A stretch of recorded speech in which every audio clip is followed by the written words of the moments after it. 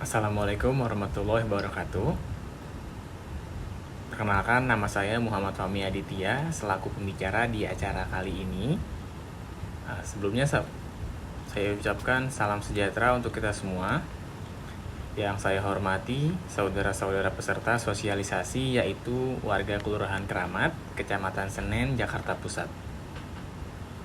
Pertama-tama marilah kita panjatkan puji syukur kehadirat Tuhan Yang Maha Esa, karena atas rahmat dan karunia-Nya kita dapat hadir mengikuti acara sosialisasi online tentang penerapan protokol COVID-19 di Kelurahan Keramat dalam keadaan sehat walafiat. Amin, amin ya rabbal alamin. Tujuan diselenggarakannya kegiatan ini, pertama, untuk meningkatkan pemahaman masyarakat mengenai virus COVID-19. Kedua, terciptanya suatu gerakan untuk mencegah dan mengantisipasi penyebaran COVID-19 di daerah Kelurahan Keramat. Dan ketiga, terciptanya sumber media baru yang dapat menjadi pegangan masyarakat dalam menghadapi penyebaran virus COVID-19. Hadirin yang saya hormati, tingginya angka penyebaran kasus COVID-19 di Indonesia membuat kita sulit keluar dari jeratan pandemi virus ini. Berbagai upaya telah kita lakukan untuk mencegah penyebaran virus corona. Salah satunya adalah penerapan protokol kesehatan di setiap wilayah. Tetapi, apa sih sebenarnya protokol kesehatan itu? Dan bagaimana standar protokol kesehatan yang diterapkan oleh Kementerian Kesehatan? Lalu, apakah Organisasi Kesehatan Dunia seperti WHO memiliki standar khusus dalam penerapan protokol kesehatan, baik di lingkungan rumah ataupun di tempat kerja? Pertama, saya akan menjelaskan tentang protokol kesehatan. Protokol kesehatan adalah serangkaian aturan yang dikeluarkan oleh pemerintah melalui Kementerian Kesehatan dalam mengatur keamanan beraktivitas selama masa pandemi COVID-19. Tujuan diberlakukannya protokol kesehatan itu guna membantu masyarakat untuk dapat beraktivitas secara aman dan tidak membahayakan kondisi kesehatan orang lain. Adapun tempat dan fasilitas umum yang dapat disebutkan dalam protokol kesehatan ala Kementerian Kesehatan itu seperti pusat perbelanjaan, rumah makan, pasar, moda transportasi, dan rumah ibadah, dan tempat pertemuan seperti itu. Setiap tempat dan fasilitas umum memiliki peraturan yang berbeda untuk penerapan protokol kesehatannya. Tetapi ketiganya sama-sama berisi anjuran untuk menjaga jarak, lalu menggunakan masker, mencuci tangan dengan sabun, atau membawa hand sanitizer. Hadirin yang saya hormati, penerapan protokol kesehatan telah menjadi bagian penting dalam kehidupan masyarakat saat ini.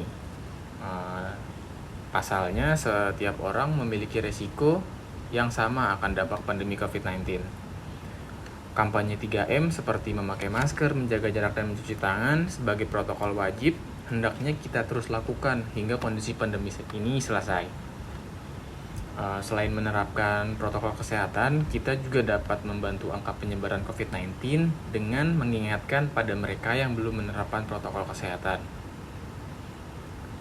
Sinergi dalam penerapan protokol COVID-19 dapat membantu menghentikan penyebaran virus corona serta mempercepat perbaikan kondisi pandemi agar segera selesai.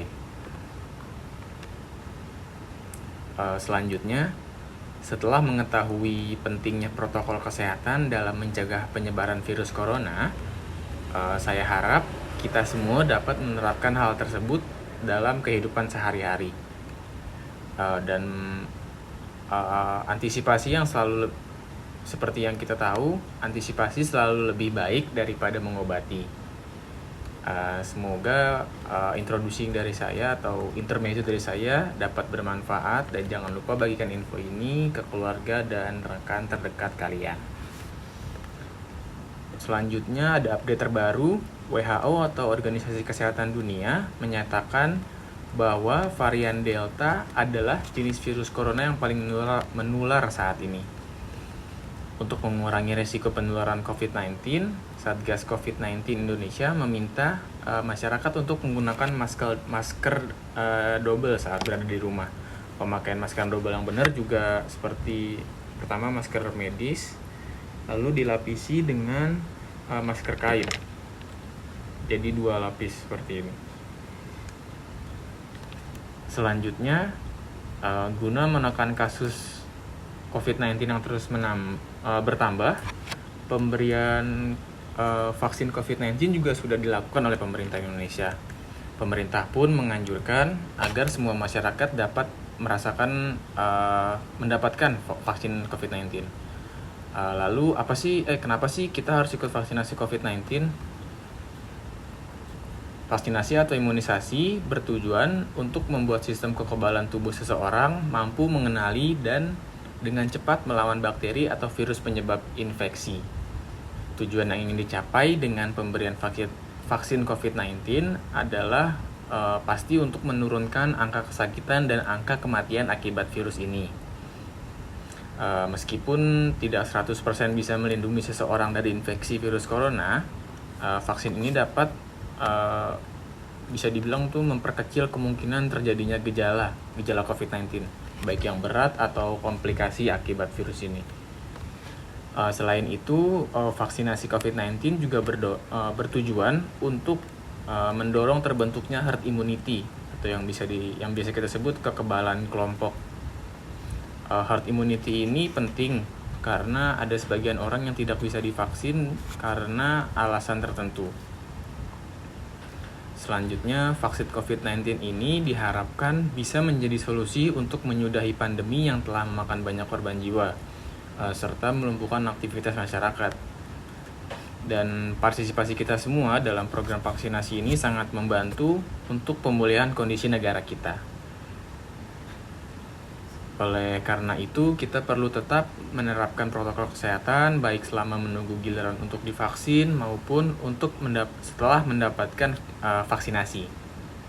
Sebisa mungkin juga hindari bepergian keluar rumah atau berkumpul dengan orang banyak. Hadirin yang saya hormati, akhir kata, semoga apa yang saya sampaikan dapat bermanfaat untuk kita semua. Dan semoga kita semua diberi kesehatan dalam menjalani pandemi virus COVID-19 dan pandemi yang tak kunjung mereda ini. Mohon maaf jika ada kesalahan kata atau kekurangan saat presentasi.